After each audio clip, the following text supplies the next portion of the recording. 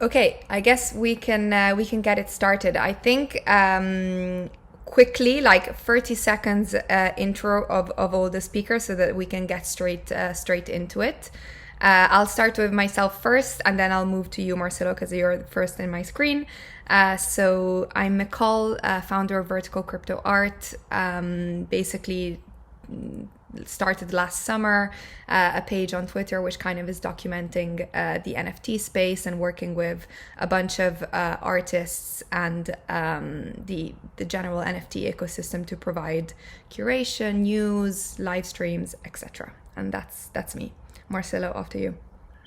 Yeah, so, I have worked 20 years in innovation in different industries. I started a global movement around data literacy, and I've been working the latest years in data strategy and the national digital and data strategies for financial institutions and the Spanish National Library and others. And I always approached my corporate work with a touch of extravagancy and creativity, which is what I'm trying to develop now, mostly by doing some art, combining generative art, algorithms, music, and other things that I enjoy doing. And I sometimes write articles on my views on things, which is basically what took me here.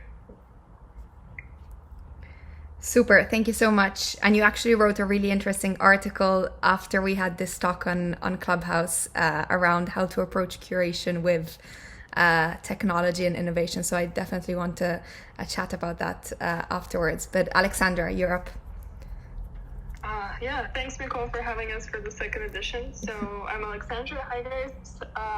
I've been working sort of within the online and art space for the last 5 years, launching different projects, specifically focusing on online exhibitions for digital artists. And last year, I developed my own gallery, Electric Artifact.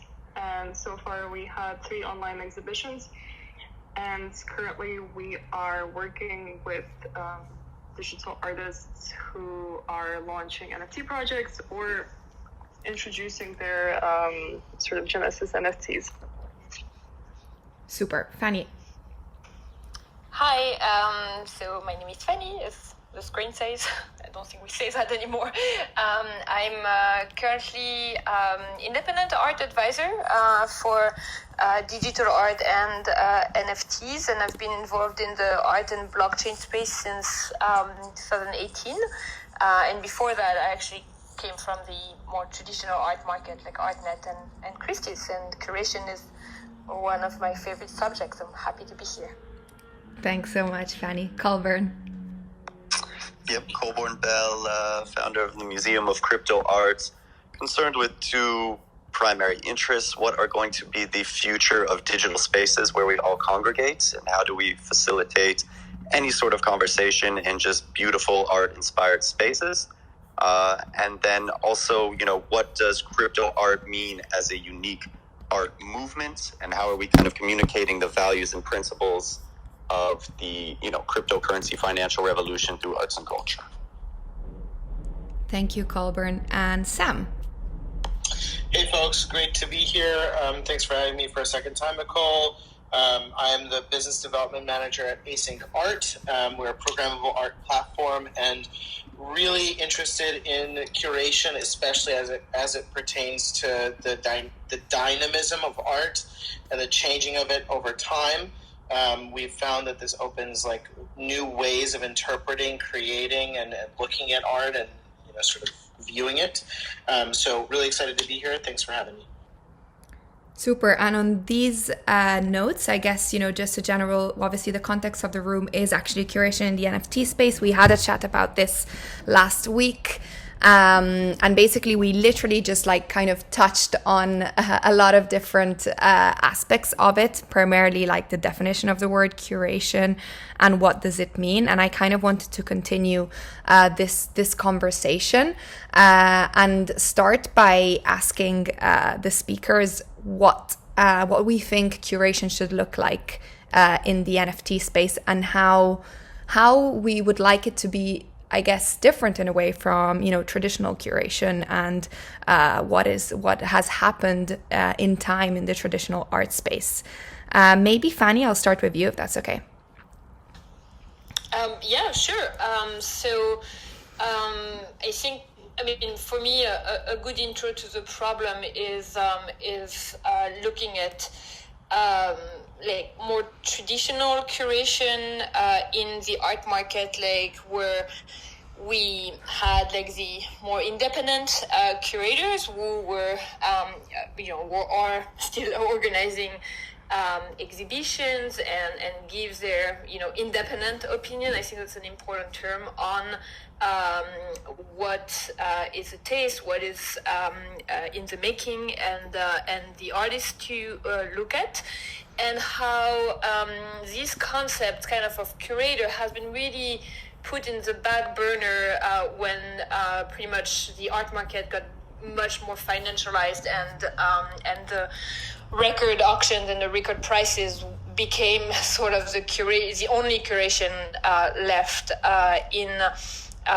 the contemporary art market, we can say, and how pretty much galleries and the intermediaries in this art market became much more of curators than they maybe should have been. And so looking at the NFT market now was based on the ethos of decentralization, where artists would bring back where the peer-to-peer solutions would bring a lot of the value back to the artist, but they're kind of, as we talked about last time, left a little bit alone now that it's the value is back to them, but like to do their own curation and their more like marketing of their work, and I'm not sure I'm the right person to I wish I knew what curation should look like, but definitely less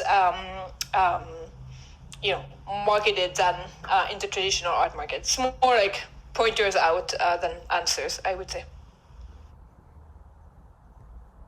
Yeah, absolutely. Maybe I also wanted to ask you, Aleksandra, obviously you have experience working with artists who are either, doing their first Genesis pieces or also are in the space. What is your perspective on this, and what do you think curation should, any ideas that you have around how it should look like within the context of crypto art and NFT? It's an excellent question, and also a very, very tough one, because the way that information is disseminated these days happens really, really quickly. And I think in our sense, the goal is to bring value, to add value to the selection that we bring to the viewer and to the artworks themselves. And I think that what happens is sometimes many artists are working on or exploring similar themes and bringing them together and shedding light on the bigger meaning or the bigger subject that they're exploring. This is one of the ways, to add value, but there's so many different other ones. And I think there are many elements, and for us, in our recent shows, we would typically explore a particular theme and bring artists surrounding it, or right now we're launching a solo show, and the whole body of work focuses on a particular style, but different techniques used to achieve it. So it's I think it's really about the way that you collect the artworks and place them together and present them to the viewers in a way that it becomes more accessible and understandable. But then again, every artist has their own, and sort of artists these days sort of also became independently curators, especially in the new space. So I think that it's a really tricky one to define with one simple answer. Absolutely. I definitely think it's probably one of the most difficult questions that we can ask. I would love to hear also, Colborn, your perspective on this, coming from a collector, but also holding so much value within Museum of Crypto Art. What do you think could be good ways to approach the subject of curation, and also from artist perspective? I guess you have direct relationships with artists. What do they say on the matter? Well, first, let me just shout out. There's just I'm looking at the list of people in here. There's some really incredible artists, and I think it just kind of speaks to the work that everybody is doing here. But curation, of course, is ultimately a gatekeeping term. I could have never been a curator in the traditional art world, right? But I can be a curator here because I have, access to these artists, and I can build relationships, and I can understand their story and try to amplify their message and meaning behind the artwork. I can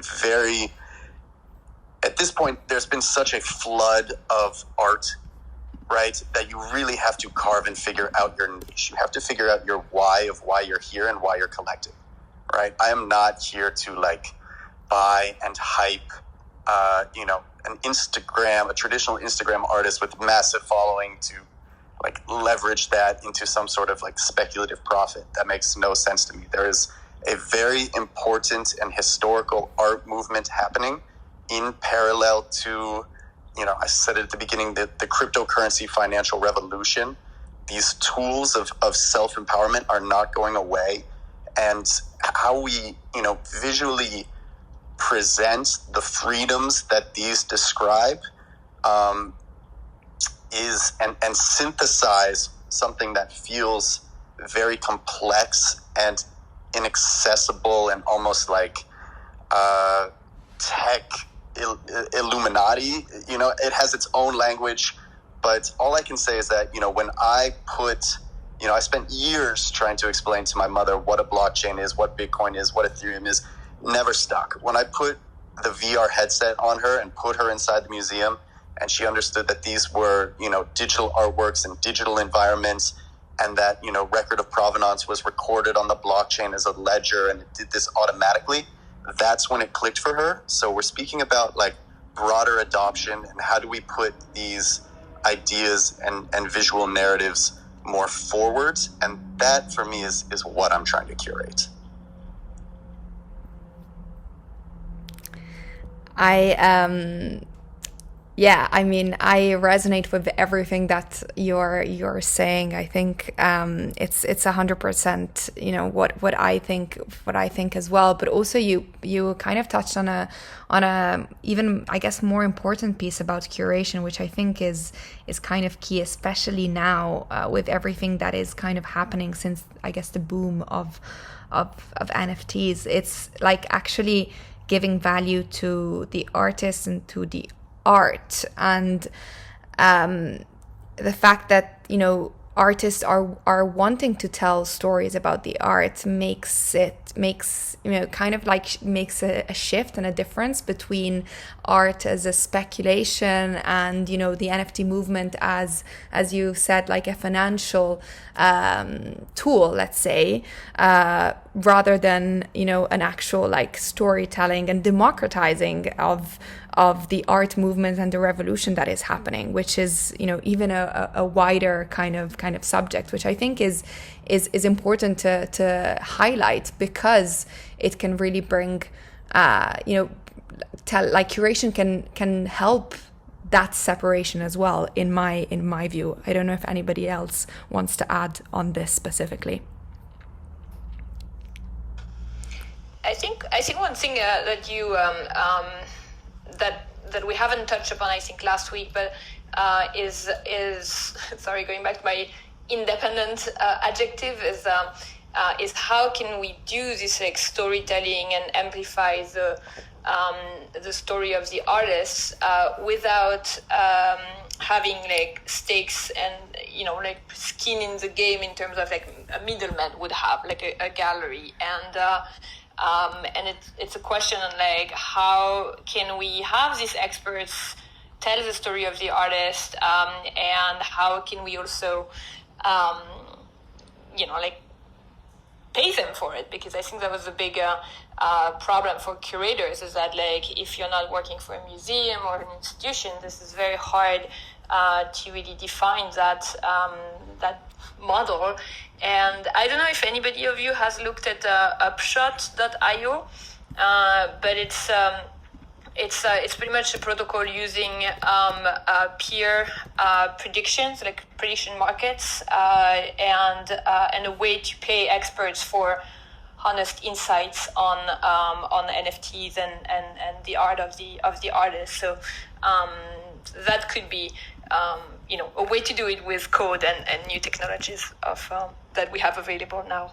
But in my opinion, there's something like Upshot just does not work, right? You cannot place two visual images next to each other and ask people which is better, because it really is so surface that it is to detriment of the art and the artist's story.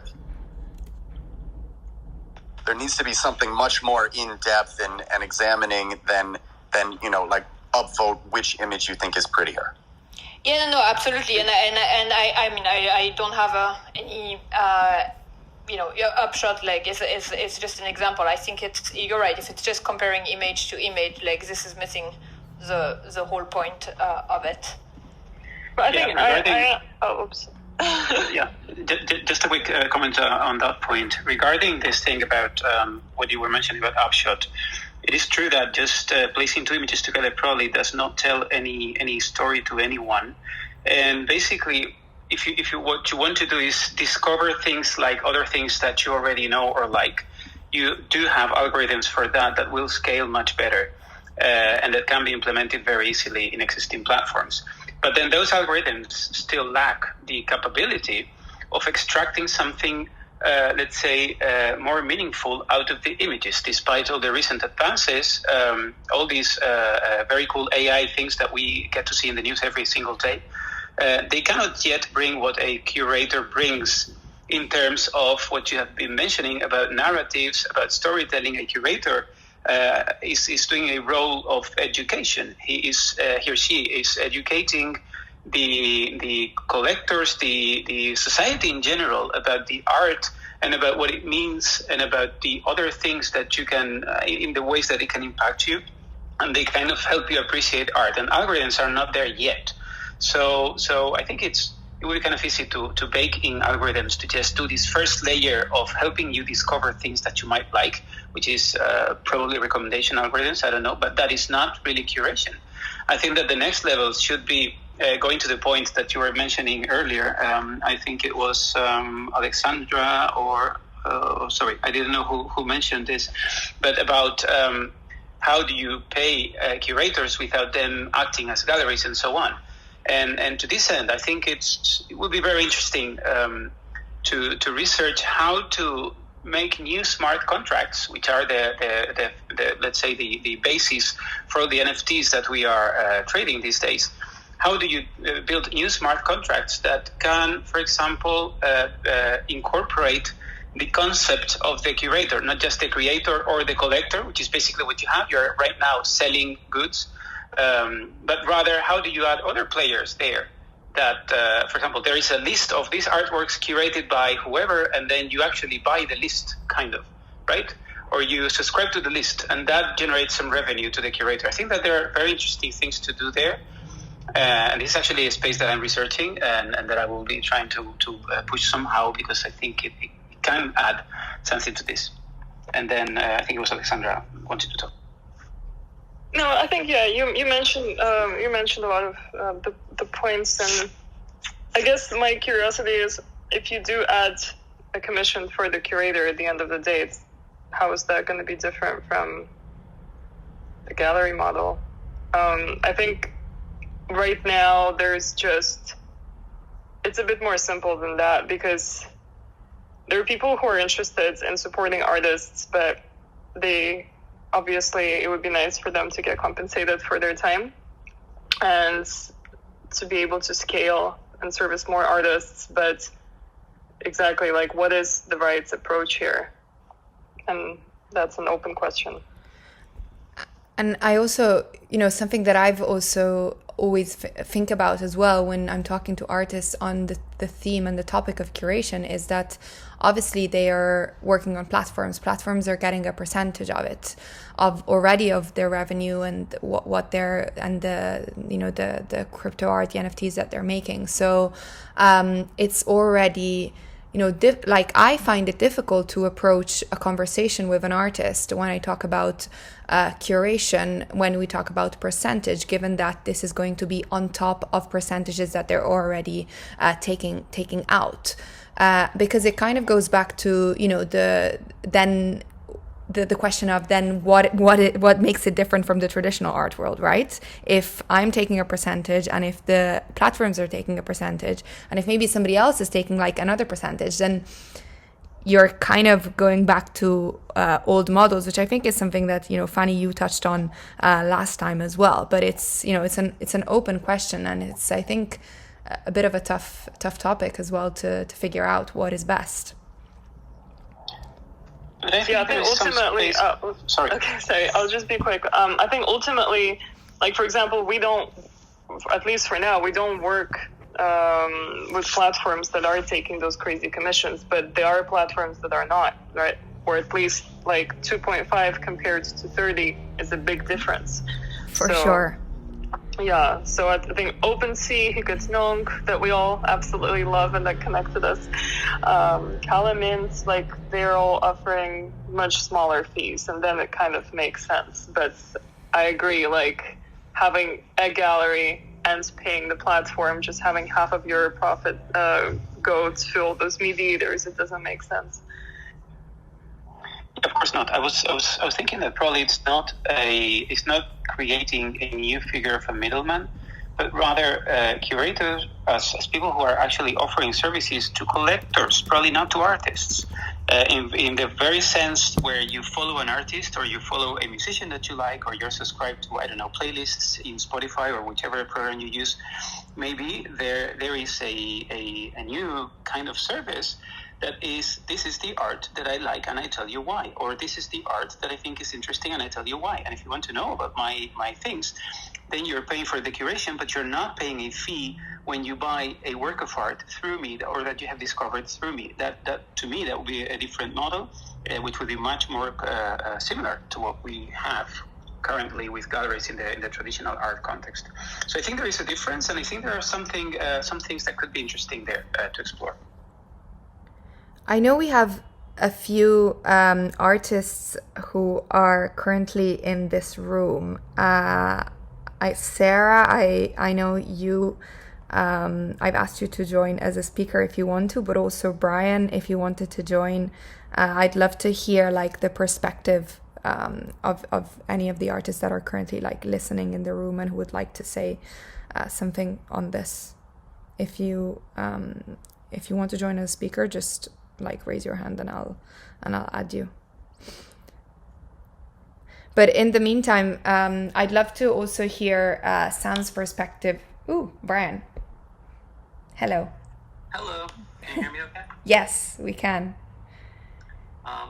I've been listening along, but what is the question about curation and percentages, or? Yeah, exactly. Like we're talking about, from an artist perspective, like what are your ideas or thoughts about giving a percentage to somebody who is helping you curate or tell a story about one of your upcoming drops or pieces?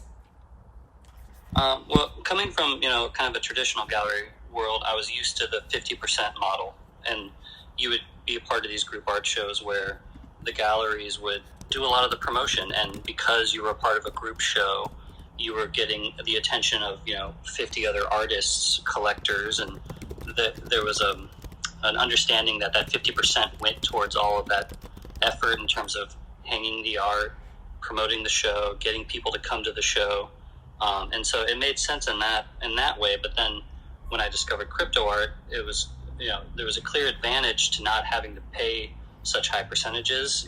These sites take like 15% fees or whatever, but the promotion side falls on the artist, and that's something I'm comfortable with. But I know a lot of artists might not be as comfortable promoting themselves. They're more introverted, and I think there is room for curation to still help artists, and especially with connecting collectors and artists, and finding collectors and seeing what their tastes are, and then locating artists that fit those tastes. I think there's definitely room for that.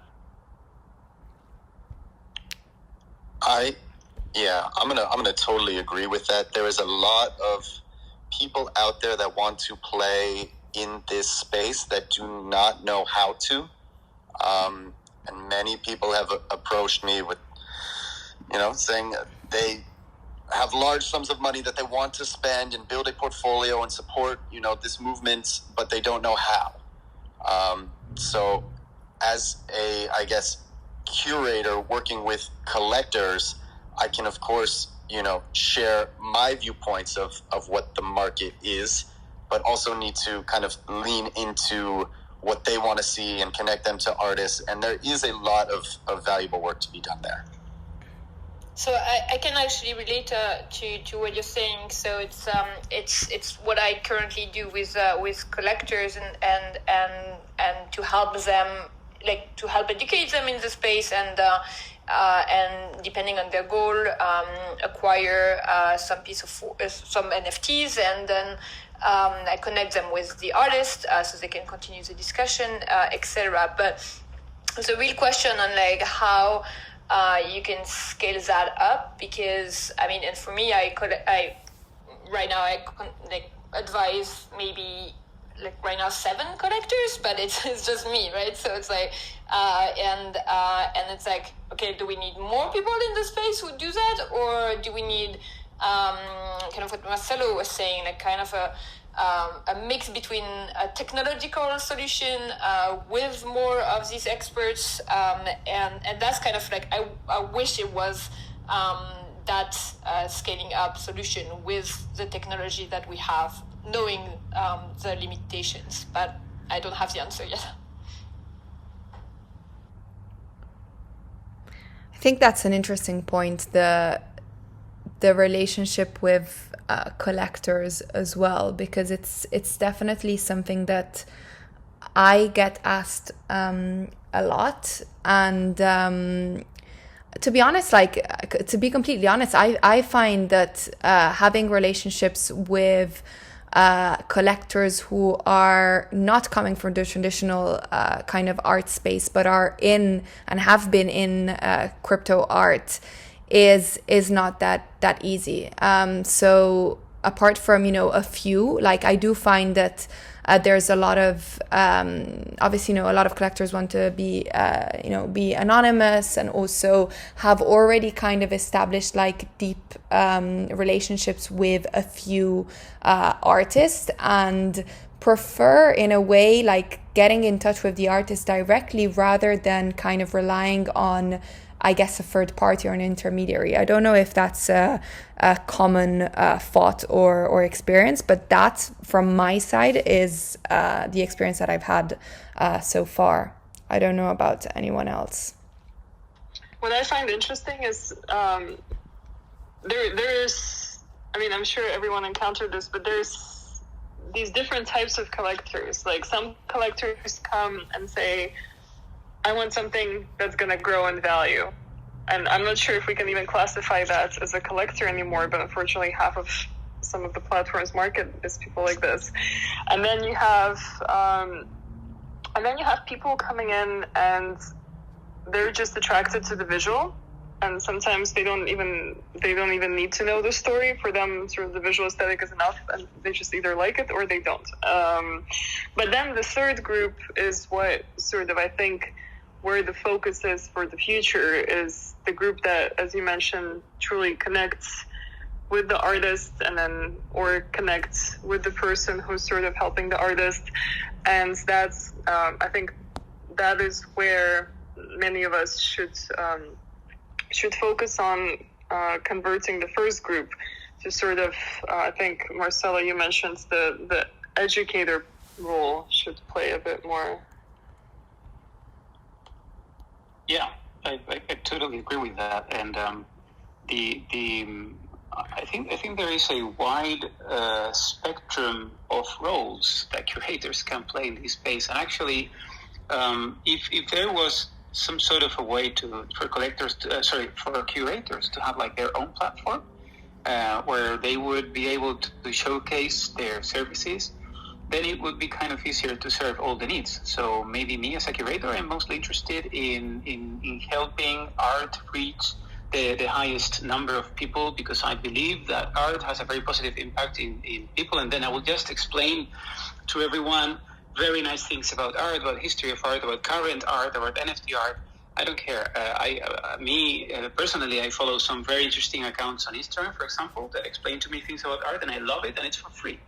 And I would very happily pay some fee to these people just for this educational role. But then some art collector / investor could be interested in other types of help, in other guidance through the art market, and then some other curator could be specialized in that. And I think it is kind of easy to build with current technology tools to help curators scale a little bit more in terms of the art that they get to see, to apply their knowledge to, and in terms of how many people they can handle. And like I said earlier, algorithms can help automate a lot of tasks very nicely, but not those where the human touch is essential. And I think that the true value of the collector is the human touch, is knowing how this art is relevant to every one of us, or how what these two artists is similar, like some of you mentioned earlier, and putting them in contact.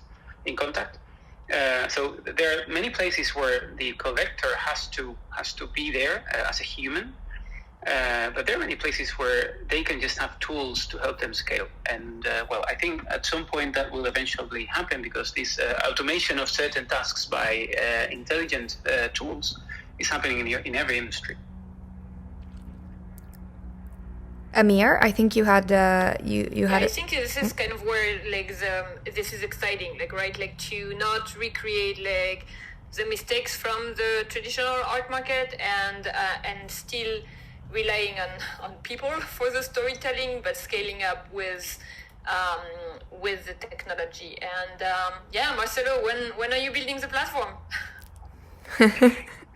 Well, I'm starting to sketch out some ideas, and I'm actually talking to some people to know what can be done with smart contracts. I'm doing some research on the Tethos blockchain, which is where Ikenung is, and it's all this clean NFT thing, and I believe in that.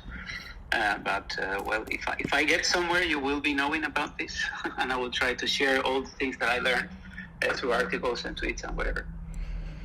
So we have a few people that raised their hand. Amir, I think you were first. Hello. Hi, how's it going? Hi. Thanks for having me.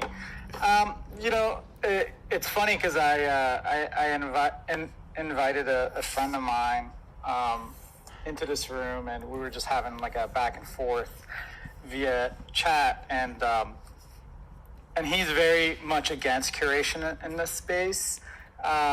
Because he thinks that it would replicate the traditional art world too much. But I'm of the thinking that you need someone to filter these platforms in one way or another as more and more artists join, because things do get lost. Even right now, if you go to Super Rare or Nifty Gateway or any of these platforms, there's just such a plethora of images being added every single day. I personally would love to see something that's, curated around a theme or has a certain point of view.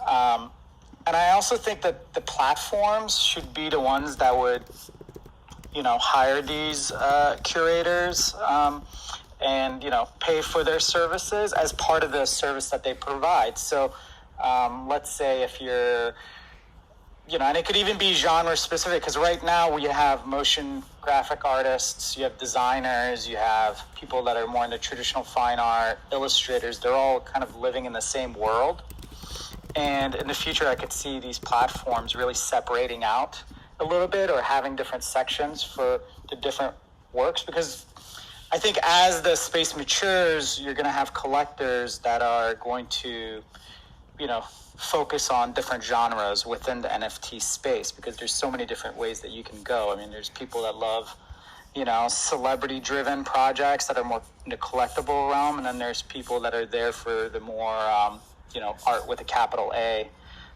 type of work. So that's just what I have to say about that. I'd be interested to hear what you guys think about, the possibilities of that happening in the future on the various platforms.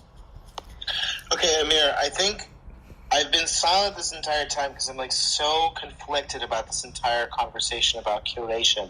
Because I see both sides. On one hand, you want to give artists, a platform to promote. On the other hand, yes, they're already paying percentages to other platforms, and the more that we take additional percentages off of artists, the more it it goes back into this traditional realm. And what we're trying to do with crypto and with this entire movement is create something entirely new. But I think, Amir, there is something to what you're saying that I think we haven't sort of touched on, and that is perhaps the curation of collectibles versus fine art. I think there's something there. And I'm not sure exactly what it is, but I do think that there is a delineation and somewhere, drawing a line somewhere in the sand as a curator to be able to say, this is a collectible item, this is a piece of artwork, and so on and so forth, to be able to delineate. And then as a result, have people who, collectors who are mostly interested in the investment aspect and the growing of wealth to be going into one area, and then, people who really appreciate the art going into another area. But at the same time, we also want to educate the people that are trying to make investments and also have them appreciate the fine art in the process. So I'm so conflicted about this. As a platform, Async Art, I also just just want to say, we take a percentage off of the artist for the programmability aspect of things. And we've also played around with several different ideas of, maybe rather than a final percentage, we have a flat fee, or maybe it's a somewhat of a subscription or something like that. And it's something that I think is worth asking ourselves, do we really want to take a percentage from the artists, or is it something that we can give as a flat fee, or some sort of subscription? And that's an ongoing conversation, I think, that we're having, and that we're sort of exploring as we go through all this. So I don't know. I don't have clear answers to this, but I do find it really interesting and intellectually stimulating to continue talking about this, because I think that there's so many nuances in this area, and it's with this question we're trying to take over the entire world. But yeah, those are some of my thoughts initially.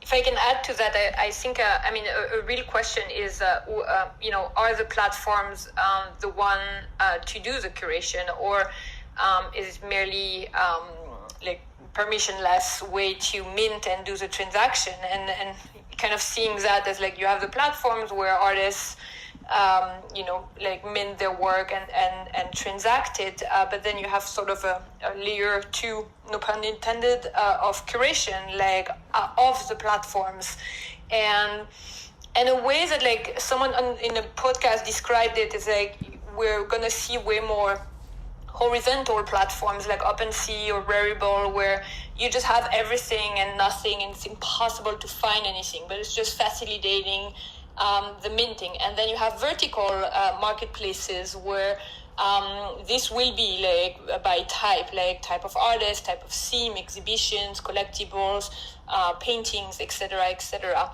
And but the question of should it be done by the platforms who are taking a percentage? I personally think it should not be done by them, but I'm happy to discuss.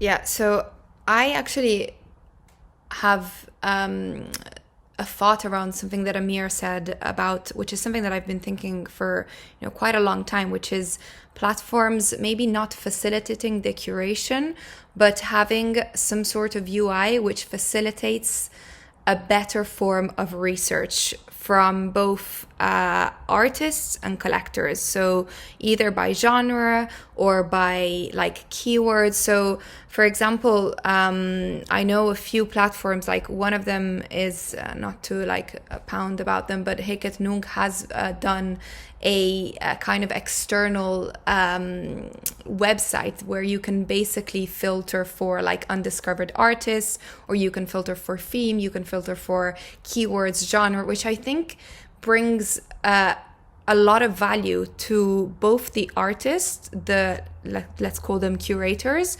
and to the collectors as well.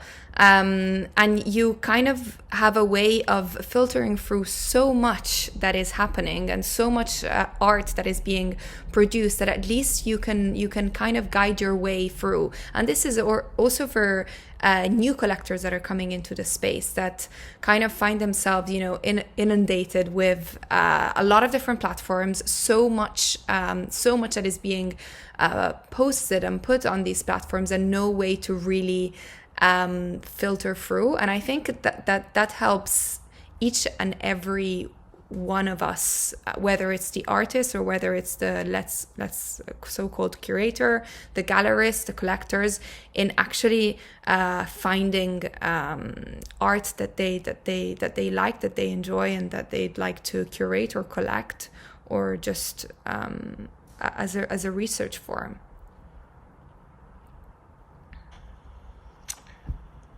Hey everybody, thank you for having me here. I totally agree with Sam. There's like a very delicate question and way more complex than I personally sometimes think. And I actually don't have something to add to it, but I read something like Cooper from Audacious Project. He formulated a thought on Mirror where he basically thinks about the idea of like curation tokens that like can be done by the platforms that incentivize people to create things, and where they can like basically earn based on how good their collection or the creation works for them. And I think it's kind of like an interesting idea. I'm not saying it's the final solution, but it adds a different point of view to this conversation. Thank you. I would maybe just go back to something that Fanny said, because I think it could be interesting to see a curation kind of like in these two layers, as you suggested. The access to a platform itself, that is something which I would see totally being possible to kind of offset to fellow artists, to some sort of technological tools which kind of verify the artist and kind of make sure that the initial step of like kind of see the authenticity of an artist, that is something which for me is often used as or considered as curation, but for me it's kind of as an initial step, and it's really something which I see there's a lot of potential for using tools and peer-related approaches to it. Then the second layer is really where it comes to mind. Okay, this is now something which we're trying to identify within like the abundant amount of art, is trying to find themes, trying to find things which we think are worth conserving or presenting in a light which is maybe unrepresented yet. And I think this is something which I'm really curious to see to which extent that can be facilitated through tools, or to which extent it really needs some sort of initial human aspect to it, to really take the time, research it. What is the meaning? What is the history of a body of work or an artist, and where are the links to each other?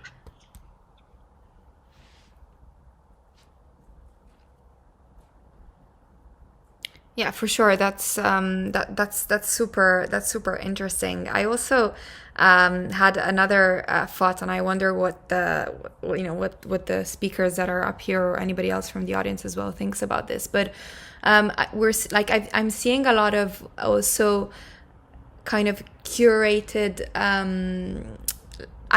exhibitions, or kind of like galleries that are popping up in the space, not as like a traditional form of gallery, but for example as kind of bringing together a collective of artists and supporting artist-led primarily, and bringing together like more artists for a number of days, let's say 10 days or 15 days, and together like auto-curating their own work. And to me, that's something that is very interesting, that is happening in the space, and maybe something that is completely new and specific and special to this movement as well. And I'm wondering what the speakers or the audience thinks about this, and also from a platform perspective. I know that a few platforms support this. But yeah, just wondering, what the thoughts are about this.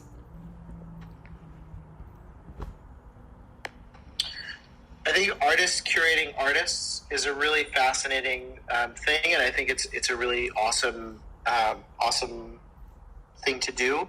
I think artists have perspectives that maybe and life experiences that would allow them to sort of make informed decisions regarding certain ways of presenting artwork, or certain perspectives that would, honor pieces of artwork.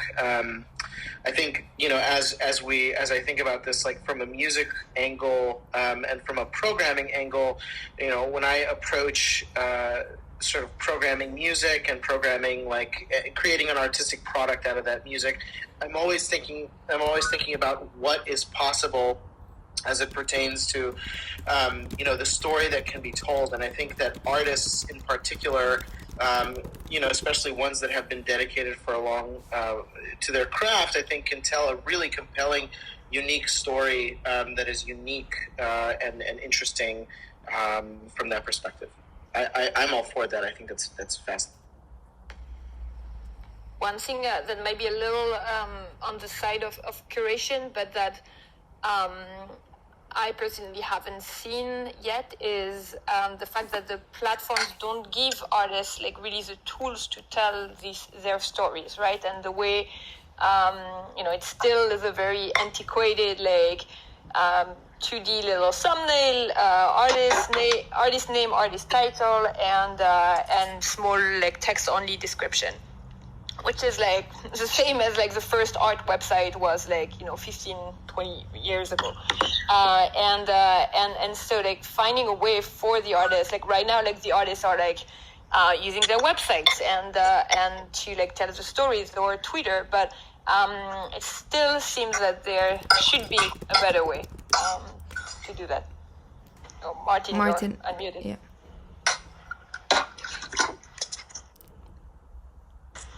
Yeah, I mean, the big problem with that is just I don't think people want to read anymore. It's even difficult to get them to sit through more than 2-minute videos. So how do you create a compelling narrative? Everybody is so addicted to this information overload on Twitter and intense, heavy visuals. How do we reprogram people's brains to begin to get interested in what is behind the artwork? And the only thing that I've come up with is creating an experience with that artwork in a 3D environment that is beyond the 4 white wall gallery model, that engages multi-sensory, where you are immersed in a environment that architecturally, from a design standpoint, and with the artwork speaks to a broader story and starts to kind of push people in a direction to learn more. And I agree, you're totally right. People don't have the span of attention needed for, reading a full thesis about the artist. But trying to find new ways, and appreciate what Mocha is doing. I think I like what Clubhouse did technically for this. A lot of it is on the fine line with marketing, but even before Clubhouse, what we found really resonated with the audience was creating always sort of an open panel, inviting all the artists, inviting the audience for an online exhibition opening where each artist gets to talk about their work, and those were quite popular.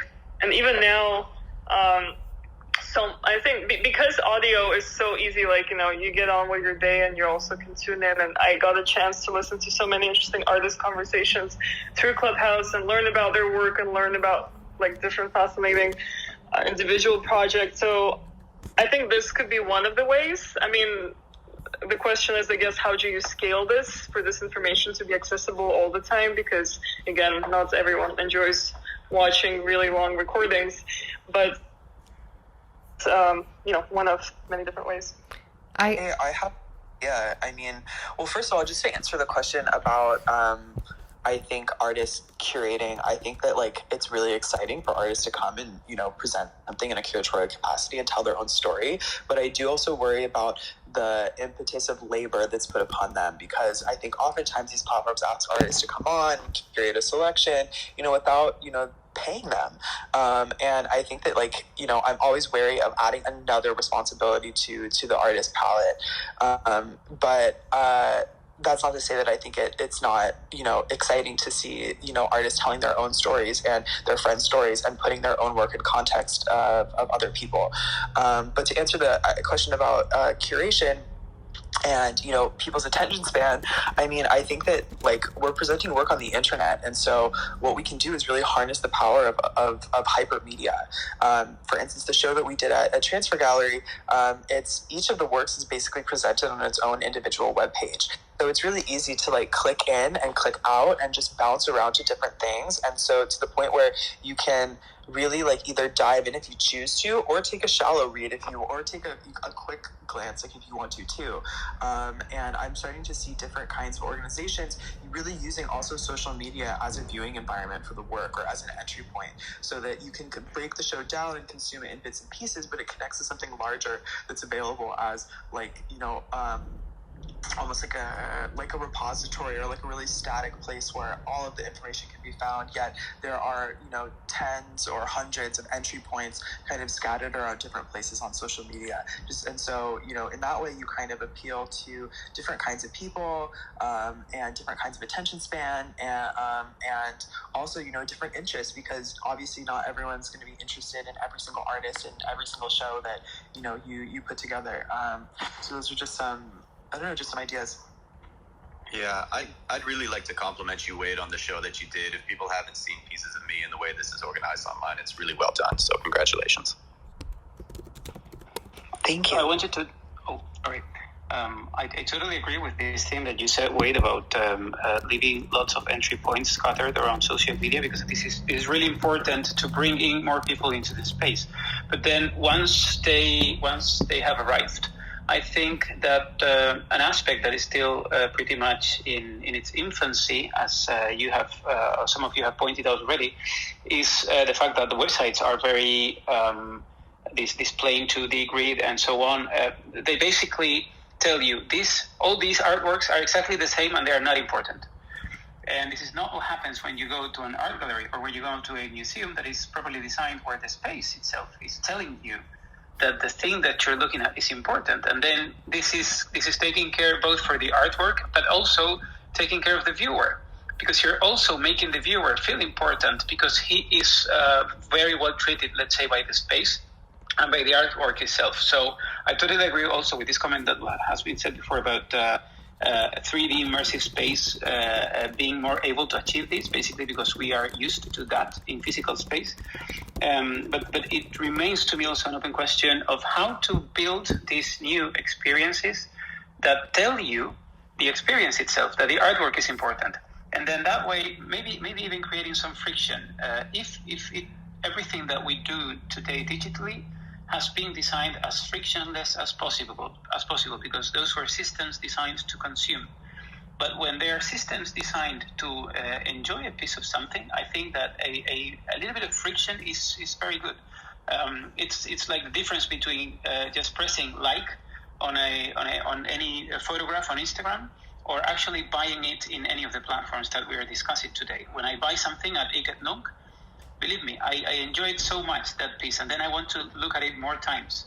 And that is just one way of friction. You don't need to make people buy everything, but building some friction into the system makes you appreciate more what you have in front of you. And this is, again, just an open idea, and I really don't know exactly what it means, but I want to... I wanted to chime in a little bit with my experience on... releasing NFTs on Super Rare. So one of the things that I've found very limiting is that if you do want to give your work more context and write about it, you can't do simple things like have 2 paragraphs. So even if you write, you know, a description or have some text written that's multiple paragraphs, it lumps it all together, and it doesn't give you the chance to, you know, for those people, for those collectors that are interested in understanding what the work is about, it doesn't really like facilitate that. And for myself, since there is no gallery involved with NFTs, you know, I've hired people to write about the work and kind of talk about the background and how it relates to the other aspects of my work. And, you can do that, I guess, on your personal website or on Twitter, but as an artist, I would love to be able to do more of that on the platform itself, where the buyers are, coming face to face with the work. Some of the buyers don't care about that, and they just want an image that looks good. But I also have had several artists or collectors message me and tell me, hey, I like that, this piece has like a story to it. There's some sort of meaning and content. It's not just a random image, and I think that just goes back to having different sections on sites for different genres, because somebody that's interested in illustration is not necessarily going to be interested in something that's a little bit more conceptual or minimal in nature. And the platforms don't facilitate for any kind of even self-curation on that level yet. Everything's just kind of tossed together. Nicole, can you tell us, you mentioned that Hik and Nank did do an external website from the platform to do something like that? Yes, so basically, I'm not sure, just to give a bit of context on Hik and Nank, but it's a platform that is built on the Tezos blockchain, and it's pretty much built by the community. So it's everyone kind of chimes in, whether it's developers, whether it's artists, marketing, etc. And one of the artists, who is also a developer who is minting on the platform, has created this external website which feeds into all of the data that is being put on Hik and Nank as a platform, and basically created this website which includes kind of a whole set of information that is divided into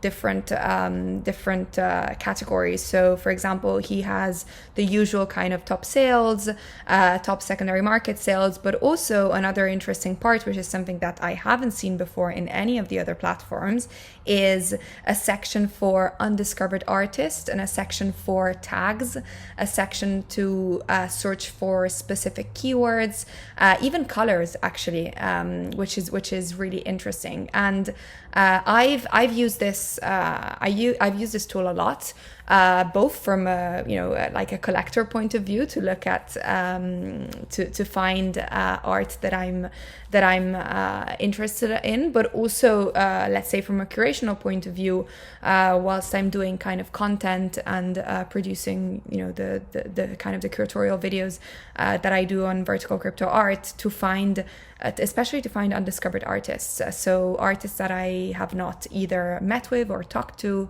who are not maybe getting as much visibility as others, and it's a great tool, and I definitely think it's something that could be possibly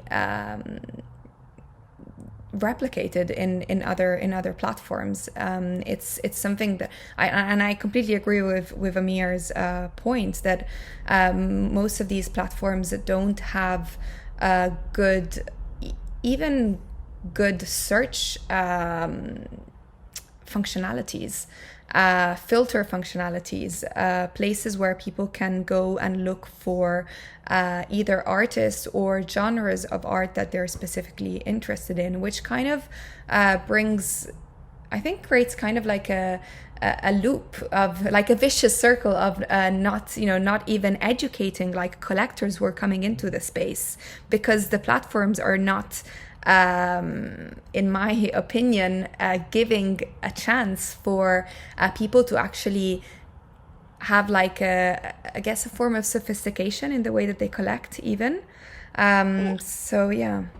Honestly, Nicole, I think that's really intentional and really purposeful. I think that's the platform's way of, if they wanted, other people, I think that's really their way of determining what has value, and continuing to maintain kind of a grip on what continues to have value in this system. And so, I don't know, I find that aspect kind of frustrating, and I think that, like, rather than having the platforms themselves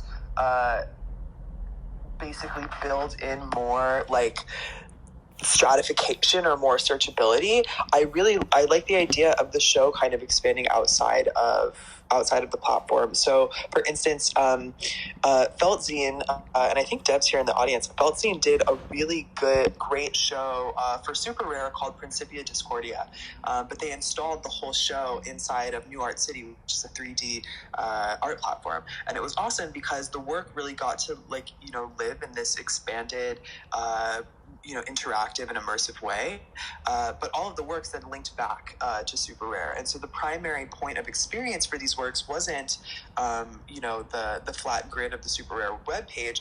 It was really this world that they built, and I think that that's kind of and so I'm really excited by kind of in Decentraland, because I think they're creating those kind of primary and more experience-based access points that Colborn was talking about earlier.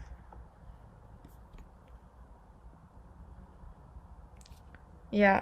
I don't know if they do it intentionally or not, to be honest. I have no idea, but for sure there are platforms that are working on really and I think Heketnunk is a great example on kind of the more I guess I want to call it sophisticated part of collecting, which I think is truly important, especially as the space grows. And I think there will be automatically like a divide between who's in here for speculation and as a form of financial investment, which there's nothing wrong, and who's in here to actually appreciate the beauty of the art, and that's where all of what we're talking about, the storytelling, the curation will automatically have an importance, and will get be fundamental. I don't know, Fanny, if I answered your question. Perfect. But what is the site? I will post it under the link of the Clubhouse. I think Marcelo actually just tweeted about it, but I think you tweeted it on a wrong tweet. But I'll retweet it underneath the Clubhouse tweet that I did now, so you can have a look. Awesome. Just to expand on that a little bit, Super Rare does have tags, but it's up to the artist to use them, and that's you have to be a little more aware of like what tags are trending and which ones are often used, and you can find those in like the search bar. And then there's also an editorial section on Super Rare, which I've used in the past to write about pieces and give more storytelling to them. But you have to write an article and submit it, and so it's not as easy as using a site like Scent, where I can just put up a post, make a document about it, and then put the link in my Super Rare. But I do agree with Colborn about creating experiences that get people to leave social media for just a little bit to experience the art in a more intimate setting is extremely effective. And unfortunately, like as we've seen in the past, there's no impetus for a marketplace to do that. Going back to the first 3D show that Super Rare did, it never really positively affected their sales. So it has to come from, just a place of like love and passion for the artist and storytelling, and lifting up that message, because it is a lot of work for really no financial incentive. There's incredible like personal gratification in doing this type of work, but I wouldn't rely on the marketplaces to do it. This really is, I think, the core job of the curator at this stage.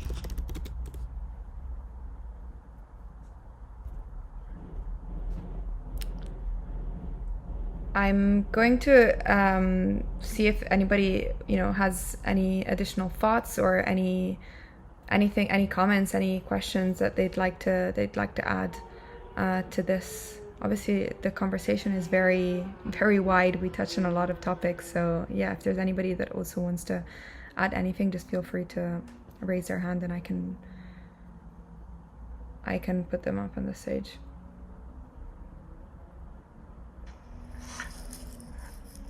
While we're waiting, can I touch on something specific to Super Rare? I've spoken to a few people that work for the company, and I do have to say that although they don't have all the functionality that I would like, I know for a fact that they have passed off on monetary gains for, in the benefit of, creating a more sustainable and more interactive or like artist positive platform. So although they don't do it right now, I could see them investing into curation or some of these other features that we're talking about, because it seems like, as opposed to somebody like a Nifty Gateway, they've really gone out of their way to be the more art-centric platform out of the two big platforms. And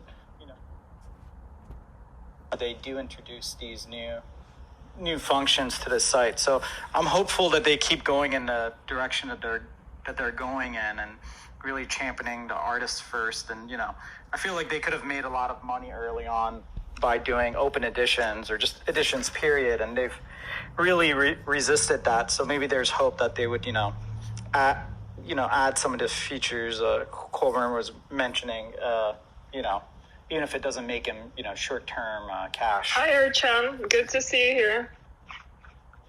Hey guys, hey Aleksandra, thank you so much for having me on stage. I've been listening to this amazing conversation since the beginning. I absolutely agree with what Amir is saying, because I've been on Super Rare for about 3 weeks, and I've tested out, I think, almost all the platforms from Known Origin to Foundation, Maker's Place, and Super Rare. And I find that Super Rare has been the most artist pro platform till now in terms of like just interacting with the team. They're extremely passionate. They're pro artists. I've never they're so into your work. They're really, really dedicated in terms of the response. You ask them something, they get back to you. And I think that, the space is so fresh and new that we really cannot, just, kind of blame the platforms as such, because I think there's a lot of technical expertise which is required in terms of, the kind of people they want to hire into their team. I know for a fact that Super Rare has been really pro in terms of curators. They're onboarding artists who they're hiring as curators. And, something which Sam was saying during the conversation, I think what Sam was saying during his first conversation basically he answered himself in the second conversation, where I feel that artists have to play a much more wider role than just creating art and putting up visuals. I think it's about, I was talking to Colborn also about this. It's all about co-creation. It just cannot be one-dimensional where, me as an artist just comes in and, sells my work. No, it's not about this. It's about how do I expand this space forward? How do I expand, how do I expand art? How do I expand creativity? How do I bring more ideas? And how do I expand the metaverse? And I think we all need to look at it from a multi-dimensional view. We have to zoom out a bit. I've been in this space. I've been into digital art for about 15 years, and I've seen this space grow like crazy. Like, it's transformed in such an amazing way that I could not even comprehend. And I see it happening going forward. And what I feel is that we are looking at it from a very, not to say a wrong angle, but a very incorrect perspective. Because if you bring the traditional curation part into the digital sphere, it's absolutely not the right way to look at it. I think if you see how art has been transforming, right? Like, we moved from traditional to digital. We're using digital tools to express ourselves. We're using digital platforms to express ourselves. We're moving from galleries to internet-based platforms. I think everything has been changing. It's been moving into a new direction, a new dimension. And I think curation also has to move forward with that. It just cannot stay traditional in that sense. We have to look at how multiple people come and curate. It has to be collectors who need to curate. It has to be artists who need to curate. It has to be curators who need to curate. It has to be a combined effort, because we have to understand that viewers like me, you, everyone are more visual prone now. No one wants to read, like how Colborn was saying, and even if you try and train people to read, it's not going to happen. So let's not waste time there, and let's focus on what's there, how people are reacting. I think people's exposure to visuals have become so saturated that like tastes and its aesthetic sense have been really improving like exponentially, because people are exposed to such good art, such good visuals all around. So I think we just cannot. I think there are so many aspects to this that I feel that curation itself has to be multidimensional in terms of artists coming on board and curating, and the digital space has to be much more wider in terms of having multiple people from various backgrounds curating and presenting works. So yeah, I think it's a fascinating space to look forward to, and yeah, I'm super excited. Maybe just one comment. I also agree with Colborn, that I think that, the curation should be driven outside of individual platforms, despite having or seeing some sort of success and approaches with editorial pages, it's still mostly driven by the creators itself, and it doesn't necessarily give you, the kind of comprehensive connection or aggregation you want to see. So we've seen in a couple of years several approaches to kind of bridge that with initiatives to create like Cryptoart magazines or some sort of news websites which kind of try to go that approach. But I think the difficulty I still see there is that most of it is driven through some sort of call for submissions, and that would be, kind of like still replicating the old system. For instance, 2 years ago, I was part of an exhibition for the Osaka Blockchain Week, and that was curated by DAO. And that's, I think, a direction which is kind of interesting to see. And I'm curious to see more of, trying to use a system which kind of does not replicate, but kind of goes into something newer and interesting. And to find ways that curators really have the resources to not be bound just to one platform and not be bound to calls for submission, but that they really have the possibility to dive deep into it and see and search and research properly.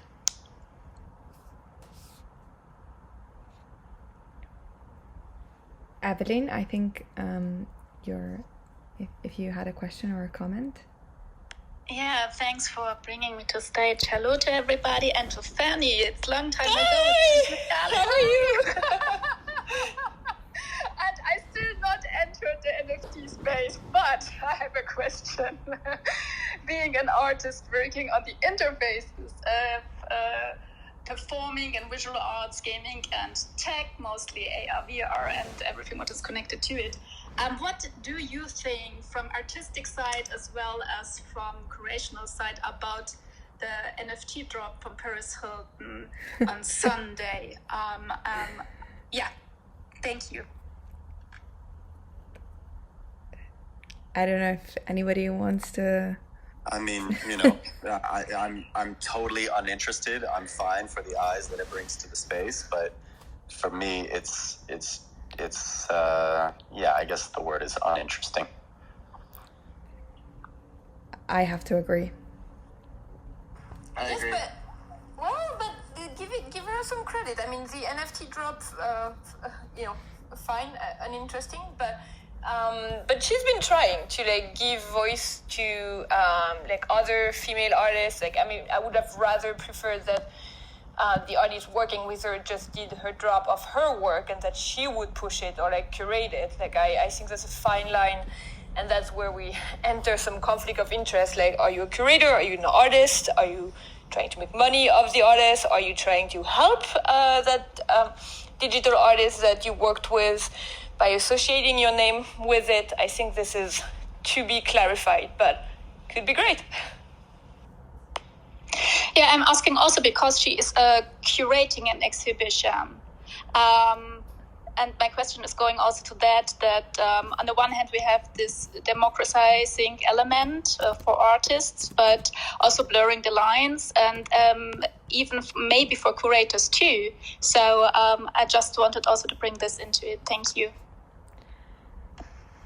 It's great and wonderful, the attention that she has taken, the spotlight and shined it on other artists outside of herself. It's wonderful to use like influence in an audience in that way. And I'm very grateful for people like her coming in and sharing spotlight and not making it all about themselves. Love that.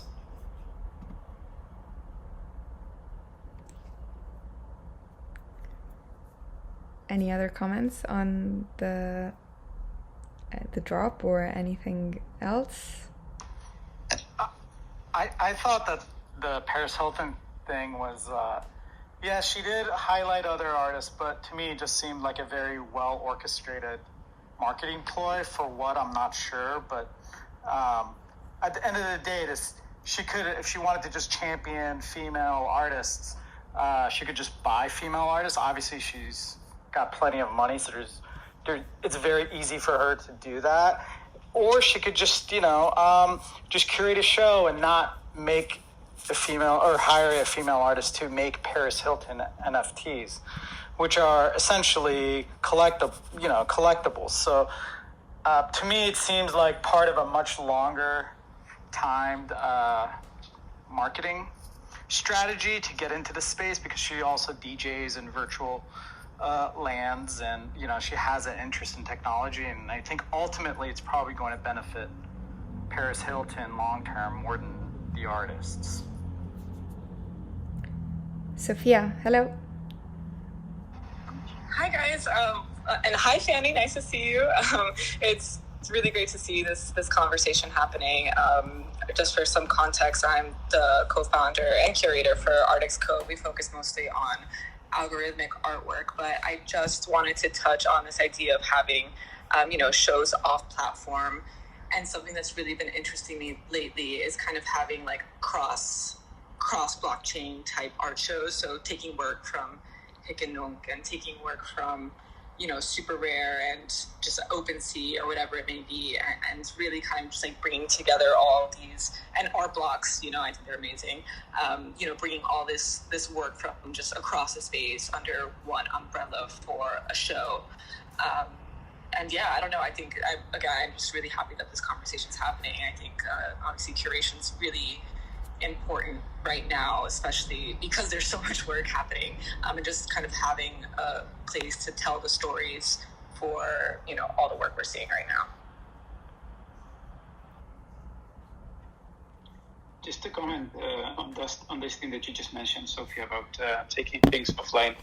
I do think that this would be a really interesting development in the future if more people decide to do this. And this is some project that me and Ikra was speaking in last week's event about curation too.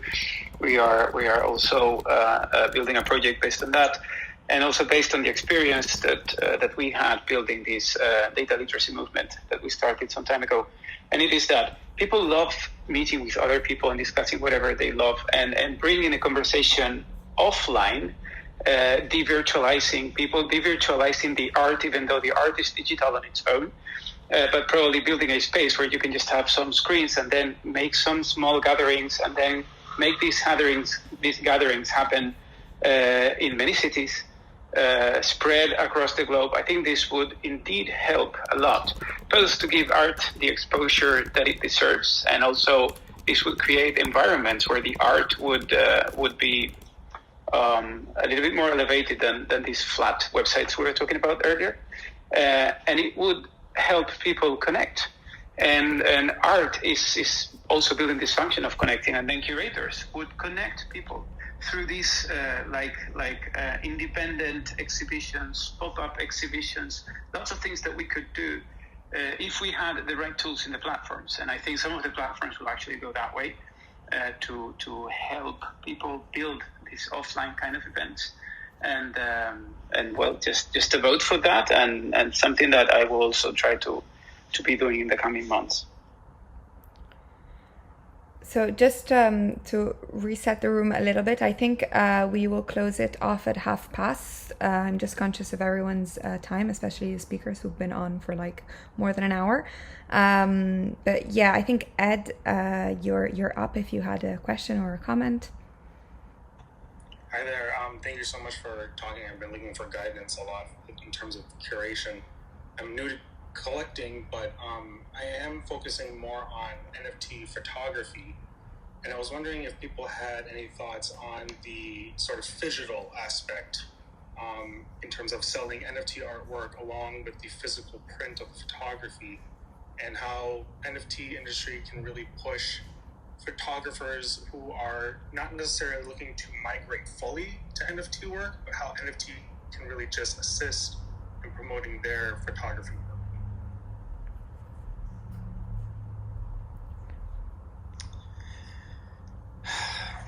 I'll say the reason why at least some of the earliest collectors were here is because our concern was with the digital and the abstraction. Obviously, this is a need in the marketplace, and I do know of one marketplace out of Dubai that is going to specifically focus on linking digital objects with physical representations. And this will be something to explore when it's live. I had a call with them yesterday. They're called Empower, and it really is just trying to capture that niche of the NFT living with the physical artwork. The problem, of course, is transferability in that and resale. So that is really just something for a collector who would want to buy it and keep it forever. As it's very difficult, of course, to force somebody to send an NFT with a physical artwork. Exactly. I think Steam Build House is also doing something similar. I wanted to touch on, it's something I've been working on with different artists where, they've sold NFTs and we have, prints associated with it, or collectors actually, they want the prints associated with it. Part of that is kind of like creating this separate registry for collectors really to be able to search and see if an NFT has a print associated with it. So when they're purchasing it, they can at least kind of have, an educated buy where they know, some sort of transaction needs to happen on the other side of that with a print. And, we help kind of navigate those for them, kind of handling the shipping if needed, organizing it. But, that's not hard. That's not easy to do in terms of like scale. So, a really interesting point on that.